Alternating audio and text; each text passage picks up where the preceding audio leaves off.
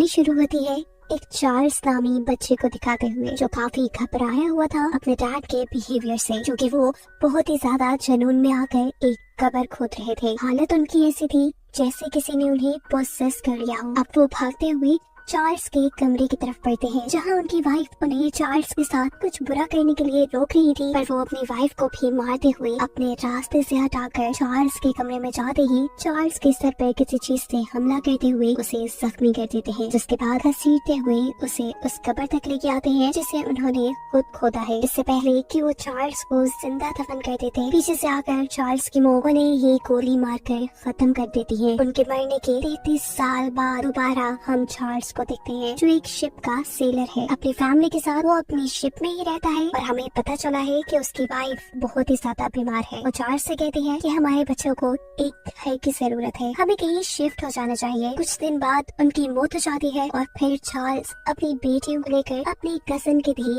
एक बड़े से घर में आ जाता है। चार्ल्स की ये कजन मर चुके थे और अजीब बात ये थी कि चार्ल्स के इस इलाके में आने से इलाके के लोग काफी परेशान नजर आ रहे थे और वजह थी उनकी फैमिली हिस्ट्री। उसकी पूरी फैमिली को वर्म फोबिया था, जिसमें बेवजह उन्हें ये एहसास होता था कि उन लोगों को वर्म यानी कीड़े खा रहे हैं। मसला सिर्फ यही नहीं था, उनकी फैमिली में जो लोग काम करते थे वो लोग भी अजीब किस्म की एलर्जी से मरने लगे। ये एलर्जी इलाके के बाकी लोगों में भी फैली थी और यही वजह थी कि इस इलाके के लोग चार्ल्स के कजन के मरने पे खुश थे। और जब उन्हें ये बात मालूम हुई कि अभी उनकी फैमिली का एक और इंसान यानी चार्ल्स जिंदा है, तो इलाके वाले दोबारा खौफ में आ गए। दिखाया जाता है कि चार्ल्स को हर रात ये महसूस होता है कि उसकी आसपास वर्म्स यानी कीड़े फिर रहे हैं और रात में उसे चूहों के भागने की भी आवाज सुनाई देती है, जिन्हें पकड़ने के लिए वो कुछ एक्सपर्ट्स को भी बुलाता है, लेकिन उसके घर में कोई चूहे नहीं थे। साफ जाहिर था कि चार्ल्स को भी उसकी फैमिली की तरह वर्म फोबिया था। अगले दिन वो अपने बच्चों को टास्क सॉल्व कर देगा, लेकिन यहाँ याकूत तो अपनी सारी बातों से मुकर चुका था। जो सुनकर इस बच्ची को गुस्सा आता है,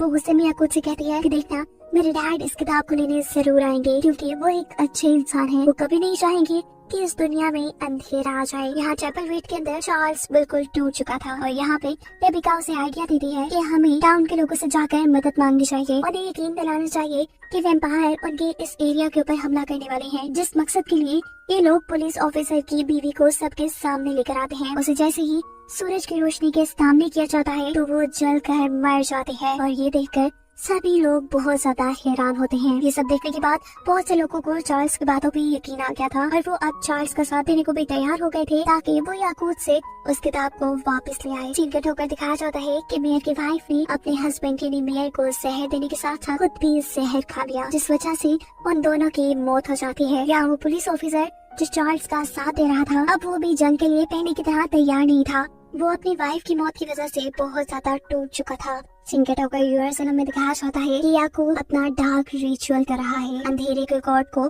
इस दुनिया में बुलाने के लिए। साथ ही वो यहाँ पर काफी सारे इंसानों को वैम्पायर में भी बदल देता है, जबकि दूसरी तरफ चार्ल्स अपनी एक टीम बनाकर याकूब के साथ लड़ने के लिए निकलता है और पीछे शहर में वो बाकी सभी लोगों को चर्च में लेने का कहता है, क्योंकि वो जानता था कि स्टीफन यानी उसकी कजन यहाँ लोगों पर हमला करने के लिए जरूर आएंगे। यहाँ चार्ल्स और शहर वाले याकूब के चर्च में पहुँचे ही थे कि अचानक से सूरज ग्रहण हो जाता है, जिसका साफ मतलब था कि याकूत का जादू काम कर रहा है। यही पर बहुत से वैम्पायर्स भी लोगों के ऊपर हमला कर देते हैं। जहाँ से लड़ते हुए चार्ल्स को ये बात मालूम होती है कि वैम्पायर्स के दिल पे हमला करने से वो लोग मर जाते हैं। इसी जगह पे रेबिका को भी उसके डैड दिखते हैं और उसे ये देखकर अफसोस होता है कि उसके डैड हमेशा से याकूत को फॉलो करते थे। इस चर्च के अंदर आकर चार्ल्स देखता है कि याकूत के पास उसकी बेटी खड़ी थी। वो अपनी बेटी से मदद मांगता है और इससे पहले कि यहाँ कुछ हो पाता, पीछे से याकूत की एक साथी चार्ल्स के ऊपर हमला करने के लिए आगे बढ़ती है, पर यहाँ चार्ल्स को उसकी बेटी बचा लेती है और मौका पाते ही यहाँ चार्ल्स याकूत के गर्दन पर हमला कर देता है। यहाँ याकूत तो मर जाता है, लेकिन दिखाया जाता है कि सारी लड़ाई के दौरान स्टीफन उस बुक को चुरा चुका है और वो खुद अब अंधेरे के गॉड को बुलाना चाहता है। लेकिन वक्त रहते ही यहाँ पर भी चार्ल्स पहुँच जाता है। वो उसके मारते हुए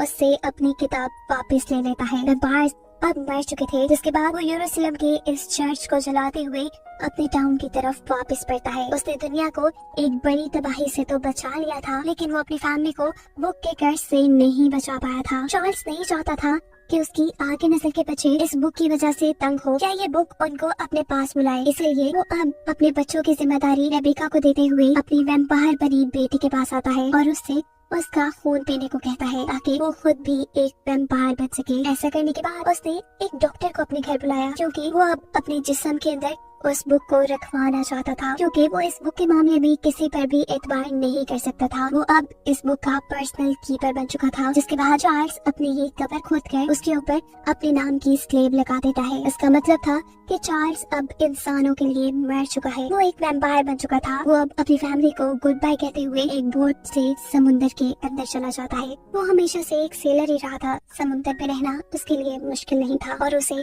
यहाँ से ज्यादा दिखाते हुए इस सीजन यहीं पर खत्म